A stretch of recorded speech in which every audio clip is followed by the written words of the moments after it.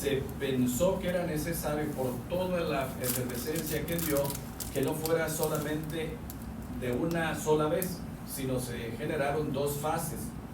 Que el mes de octubre pasado se realizó la primera fase del sínodo sobre la sinodalidad, el tema, y se estructuró de tal manera que la segunda fase vaya a ser ahora.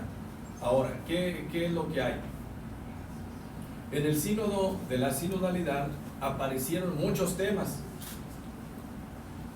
Muchos de ellos se crearon expectativas. Por ejemplo, lo que se hablaba sin ser el tema específicamente, que si el diaconado de la mujer, que si el matrimonio de los sacerdotes, pero esas eran cosas que eran muy circunstanciales, que a veces algunos de la prensa meten unos temas diciendo esto van a ser los... No. Pero de entre toda esa gran riqueza, al final de la primera fase, sí se veía en los participantes el deseo de que había otros temas fundamentales que no podrían dejarse de lado. Por ejemplo, es muy conocido el tema de la participación de la mujer.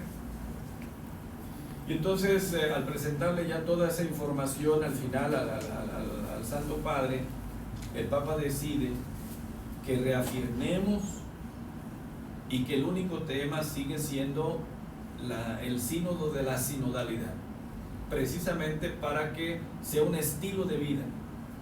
Pero se eligen 10 temas para que haya, y poniendo a la cabeza de la investigación a los dicasterios romanos, es decir, sobre el tema, que es uno de ellos, la formación sacerdotal, la necesidad de que haya una respuesta más actual hacia la formación de los sacerdotes. Entonces el Papa puso al cardenal prefecto o secretario de esa Secretaría Vaticana, juntamente, aquí es donde viene ya también la riqueza, juntamente con teólogas de todo el mundo. Y entonces, sobre ese tema nada más ya están trabajando. Sobre el tema también no es, digamos, nada oculto, porque eso está publicado en la Secretaría del Sínodo. Ustedes pueden ahí documentarse sobre el tema de la participación de la mujer en la vida de la iglesia, si podría ser, si no podría ser teológica y pastoralmente el diaconado o no. El Papa nombró quién está a la cabeza de la investigación y hay teólogos y teólogas que están profundizando en el tema. Y entonces, este año, en este mes de octubre, la reflexión va a ser sobre el sínodo de la sinodalidad, pero al mismo tiempo nos irán informando en qué van de esos temas. Son 10 temas que se seleccionaron de los más importantes, que estuvieron surgiendo de una y otra vez en el sínodo. Pero además del sínodo de la sinodalidad, comentar cuáles son esos. Significa esto. La palabra sinodalidad viene de dos términos griegos, sínodos, que significa caminar juntamente con. ¿Por qué? Porque hasta ahora, digamos así, la iglesia ha caminado más haciendo depender la vida de la iglesia más de la jerarquía, más de nosotros. De hecho, hasta en ustedes se manifiesta, y en todo el mundo se manifiesta esta comprensión cuando nos dice, señor obispo, ¿qué piensa la iglesia? La iglesia, sabemos, no es el obispo, no son los padres. Se ha hecho medio esa comprensión. El punto es ahora cómo comprender fundamentalmente que iglesia no es solo la jerarquía. Iglesia es el pueblo de Dios, por lo tanto todos los bautizados, quien esté aquí, que sea bautizado, pues forma parte del pueblo de Dios. Solo que hay una expresión muy bella que el Papa Francisco suele utilizar para no confundir pueblo con todos los que pueden hablar sobre el tema de pueblo. El Papa prefiere utilizar la expresión el santo y fiel pueblo de Dios, como se habla en la Sagrada Escritura. Es decir, el santo y fiel pueblo de Dios es aquel pueblo que reconoce a Dios como único Señor.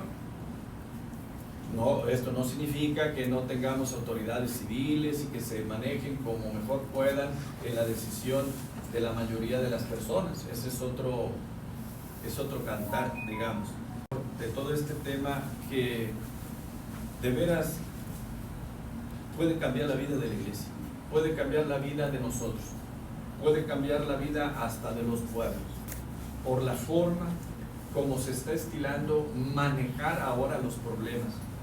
Y ese es el camino sinodal. Cuando se habla del tema sínodo, caminar juntos, tiene que hacer un hincapié en que detrás está la doctrina cristiana católica y el documento que la Comisión Teológica Internacional reflexionó sobre el tema de la sinodalidad, y con un dato, pienso yo, muy honroso para nosotros en América y en México. Quien encabezó en ese tema fue un mexicano, el ex rector de la Pontificia Universidad Mexicana, el padre Mario Ángel Flores, una persona sumamente preparada, y él, para ese tema, la comisión la abarca gente, teólogos de todo el mundo. Y entonces a él lo designaron para que pudiera encabezar, si mal no recuerdo, creo que decía en alguna entrevista el padre, que se llevó más de 5 años la reflexión, uniéndose aquí y allá y más allá, hasta lograr la reflexión completa. Pero junto con ese documento hay otro, que les mencionaba yo un poco, en relación a que cuando se cumplen los 50 años de la institución del sínodo, el 17 de octubre del 2015, el Papa hace una reflexión, y esa al estilo de ser y de redactar y de presentar del Papa Francisco es muy amena, muy clara, muy sencilla, y ahí es donde se va reflexionando sobre esta realidad.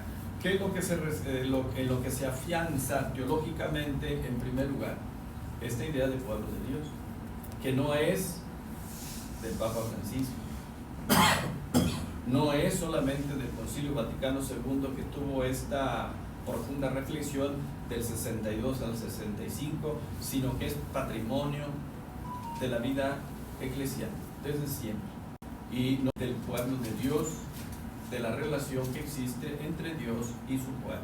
Pero la forma, luego de esto, ¿cuál es ya una forma concreta? El documento de la Comisión Teológica Internacional, para decir, debe impregnarse verdaderamente como un estilo de ser, ya no solamente como una ideología.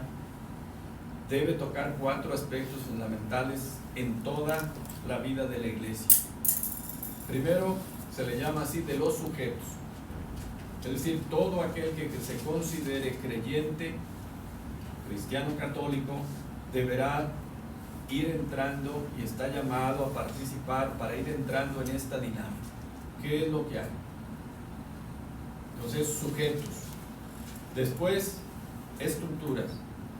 La vida sinodal solamente puede ser entendida de una manera, y ya se lo referiré un poco de una manera plástica, que es ya significar. Pero luego tiene que ser en procesos. ¿Por qué? Porque de alguna manera esto explica por qué, por ejemplo, pensemos así en México. Todavía la inmensa mayoría nos decimos cristianos católicos. Pero si vemos en el ambiente social, económico, político, aún religioso, pues no hay exactamente un comportamiento que sea muy cristiano. Si hay tantas desigualdades entre cristianos y católicos, algo no está funcionando. Si hay toda esta marea de violencia, quien se profese, quien se diga cristiano católico y quien ejerza de una u otra manera la violencia, pues no es muy coherente, ¿verdad? Que digamos, pues Entonces, ¿de qué se trata? Entonces, esto significa que